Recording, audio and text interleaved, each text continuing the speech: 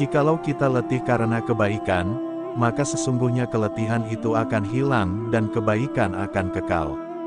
Namun jikalau kita bersenang-senang dengan dosa, maka sesungguhnya kesenangan itu akan hilang dan dosa itu akan kekal. Jangan berlebihan dalam mencintai sehingga menjadi keterikatan, jangan pula berlebihan dalam membenci sehingga membawa kebinasaan. Apa yang melewatkanku tidak akan pernah menjadi takdirku, dan apa yang ditakdirkan untukku tidak akan pernah melewatkanku. Tidak ada rasa bersalah yang dapat mengubah masa lalu dan tidak ada kekhawatiran yang dapat mengubah masa depan. Jangan bersedih atas apa yang telah berlalu, kecuali kalau itu bisa membuatmu bekerja lebih keras untuk apa yang akan datang. Kebajikan yang ringan adalah menunjukkan muka berseri-seri dan mengucapkan kata-kata lemah lembut. Barang siapa yang jernih hatinya, akan diperbaiki pula oleh Allah pada apa yang nyata di wajahnya. Biasakan diri dengan hidup susah, karena kesenangan tidak akan kekal selamanya. Hindarilah sifat malas dan bosan, karena keduanya kunci keburukan. Sesungguhnya jika engkau malas, engkau tidak akan banyak melaksanakan kewajiban. Jika engkau bosan, engkau tidak akan tahan dalam menunaikan kewajiban. Umar berkata, suatu negeri akan hancur meskipun dia makmur. Mereka bertanya, bagaimana suatu negeri bisa hancur padahal dia makmur? Ia menjawab, jika pengkhianat menjadi petinggi dan harta dikuasai orang-orang fasik.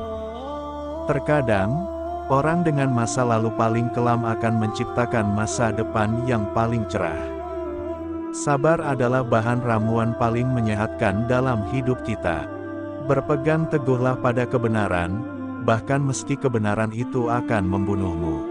Ketahuilah sabar itu ada dua. Yang satu lebih utama daripada yang lain. Sabar pada waktu musibah itu baik.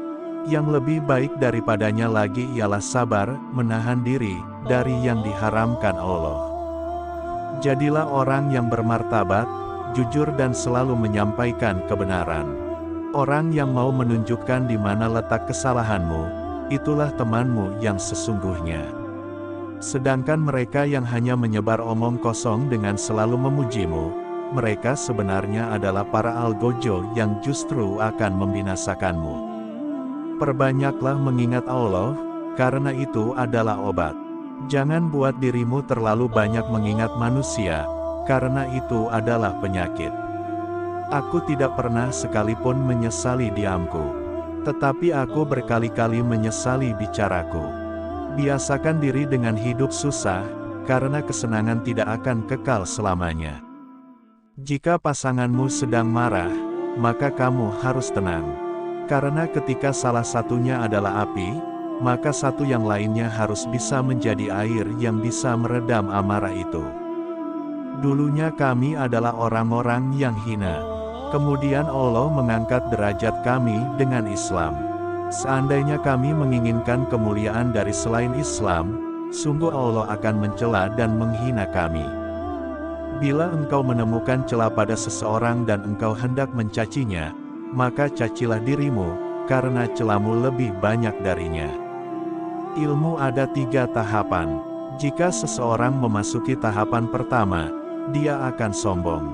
Jika dia memasuki tahapan kedua, maka dia akan rendah hati. Jika dia memasuki tahapan ketiga, maka dia akan merasa bahwa dirinya tidak ada apa-apanya. Orang yang berilmu lebih utama daripada orang yang selalu berpuasa, salat, dan berjihad. Karena apabila orang berilmu mati, maka akan ada kekosongan dalam Islam yang tidak dapat ditutup selain oleh penggantinya, yaitu orang berilmu juga. Ya Allah, sesungguhnya aku ini orang yang keras, maka lunakkanlah aku. Sesungguhnya aku adalah orang yang lemah, maka kuatkanlah aku. Sesungguhnya aku adalah orang yang bakil, maka jadikanlah aku orang yang dermawan. Andai terdengar suara dari langit yang berkata, wahai manusia, kalian semua sudah dijamin pasti masuk surga kecuali satu orang saja. Sungguh aku khawatir satu orang itu adalah aku. Ajari dan didiklah anak-anak kalian dan salatkanlah saudara seiman dan sedarah. Demi Allah, sungguh antara seseorang dengan saudaranya ada suatu penghalang. Jika saja dia tahu penghalang itu, maka ketika di rahim dia pasti akan mencabutnya. Cara terbaik untuk mengalahkan seseorang adalah mengalahkannya dengan kesopanan.